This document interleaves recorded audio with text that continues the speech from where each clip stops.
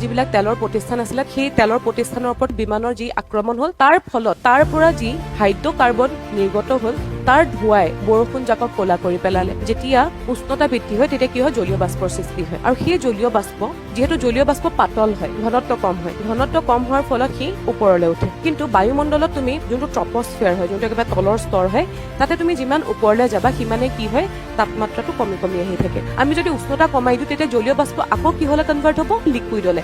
এতিয়া ওপৰততো পানীৰ টোপাল এনে ৰখি থাকিব নোৱাৰে, সেই পানীৰ টোপালখিনি এই বায়ুমণ্ডলত থকা সৰু সৰু যিবিলাক কণা থাকে সেইবিলাকত জলীয় বাষ্পবিলাক গোট খাব আৰু সেইটোৱে আচলতে ক্লাউডছ হয়। তাৰপিছত যদি আমি চাওঁ এই বায়ুমণ্ডলৰ যোনটো মৰ্জক প্ৰক্ৰিয়াৰ কথা কোৱা হৈছিলে, বৰষুণৰ টোপালবোৰে আকাশৰ পৰা যেতিয়া তললৈ নামি আহিব সিহঁতে এটা স্ক্ৰাবৰ নিচিনা কাম কৰে বা পৰিষ্কাৰকৰ দৰে কাম কৰে। কি হ'ব, বায়ুত যিবিলাক আচলতে প্ৰচুৰ পৰিমাণৰ ধোঁৱা আছে, ছাই আছে, সেইবিলাকক কি হ'ব, চেপি ধৰি পেলাই তললৈ টানি আনে। আৰু যেতিয়া এই বৰষুণৰ কণাবিলাকে তাক চেপি ধৰিব তেনেহলে কি হ'ব, তাৰ ৰঙৰ পৰিৱৰ্তন ঘটিব, ক'লা বা অকমান মুগা ৰঙৰ হৈ যাব।